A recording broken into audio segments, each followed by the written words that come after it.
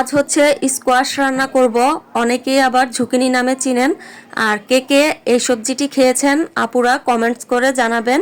আর আমি তো প্রথমেই খেয়েছি, এর আগে কখনো খাওয়া হয়নি। আর এই সবজিটি যে খেতে এত মজা সেটা কিন্তু আগে কখনোই জানতাম না। আমি ভেবেছিলাম যে হয়তো মিষ্টি কুমড়ার মতো হবে, যেহেতু উপরের মানে দেখতে মিষ্টি কুমড়ার মতোই লাগে, কিন্তু টেস্ট কিন্তু মিষ্টি কুমড়ার মতো ছিল না। এটা এটা ছিল মানে কিরকম লাউও না মিষ্টি কুমড়াও না, এরকম একটা সবজি। আপনারা খেলেই বুঝতে পারবেন আসলে সবজিটি অনেক মজা। তো আমি রান্না করব হচ্ছে গিয়ে আজকে ডিম দিয়ে। তো আমি সবজিগুলো কেটে একটু হলুদ লবণ দিয়ে সাথে একটা আলুও দিয়েছি, এখন মেখে তারপর ভেজে নিব। আর আমি ডিমগুলোকে একসাথে মাখিয়ে নিচ্ছি, ভালো করে মাখিয়ে তারপর হচ্ছে আমি কড়াইতে তেল দিয়ে দিলাম। তারপর স্কোয়াশগুলো এখন ভেজে নিব। আমার মনে হয়েছে যে ভেজে রান্না করলে খেতে বেশি ভালো লাগবে। আসলে অনেককে আমি ইউটিউবে সার্চ দিয়ে দেখেছিলাম যে কিভাবে রান্না করে, তো এভাবে রান্না করেছে মানে করেনি। তো আমি হচ্ছে আমার সম্পূর্ণই নিজের মতো করে রান্নাটা করেছি। তো আমার কাছে মনে হয়েছে যে এইভাবে রান্না করলে ভালো লাগবে। তারপর আমি সব কিছু ভেজে নিয়েছি, স্কোয়াশ আর আলুগুলো একসাথে ভেজে তারপর হচ্ছে এখন ডিমগুলো ভেজে নিব।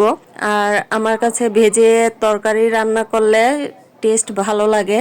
তো তারপর হচ্ছে ডিমগুলো ভাজা হয়ে গেছে, এখন হচ্ছে আরেকটি কড়াইতে তেল দিয়ে পেঁয়াজ কুচি দিয়ে দিব। পেঁয়াজগুলোকে একটু ভেজে তারপর হচ্ছে আদা রসুন বাটা দিয়ে দিলাম। আদা রসুন বাটাটা একটু নেড়ে চেড়ে মিশিয়ে নিলাম, তারপরে যেন গন্ধটা না আসে। তারপর সামান্য পরিমাণ পানি দিয়ে দিলাম, হলুদের গুঁড়া দিয়ে দিলাম সামান্য পরিমাণ, মরিচের গুঁড়া দিয়ে দিলাম 1 চা চামচ, ধনিয়ার গুঁড়া দিয়ে দিলাম 1/2 চা চামচ। এখন সবগুলো মশলা একসাথে কষিয়ে নিব। তো এই তো মশলার তেলটা যখন উপরে ভেসে আসবে তখন আমি স্কোয়াশগুলো দিয়ে দিব। এখন দিয়ে এটাকে কষিয়ে নিব। আর সাথে কিন্তু আমি একটা টমেটো দিয়ে দিলাম যেন টেস্ট ভালো হয় সেজন্য। তো টমেটোটা দিয়ে এখন ঢেকে দিব, ঢেকে কিছুক্ষণ পর আবার ঢাকনাটাকে উঠিয়ে নেড়ে চেড়ে কষিয়ে নিব। তো আজকের ভিডিওটি যদি আপনাদের ভালো লাগে প্লিজ লাইক কমেন্ট শেয়ার করে পাশে থাকবেন এবং আমার পেজটি ফলো দিয়েই রাখবেন। তো এই তো তরকারিতে পানি দেওয়া হয়ে গেছে, তারপর হচ্ছে আমি ডিমগুলো দিয়ে এখন ঢেকে রান্না করব কিছুক্ষণ। মাঝে মধ্যে ভিন্ন রকম কিছু খেতে কিন্তু ভালোই লাগে। তো এই সবজিটা কখনোই খাওয়া হয়নি। আসলে স্কোয়াশ সবজিটা যে এত মজার আমি কিন্তু আগে কখনোই জানতাম না।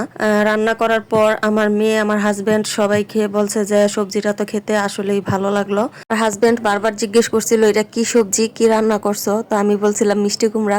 ও বলতেছে না এটা তো মিষ্টি কুমড়া না।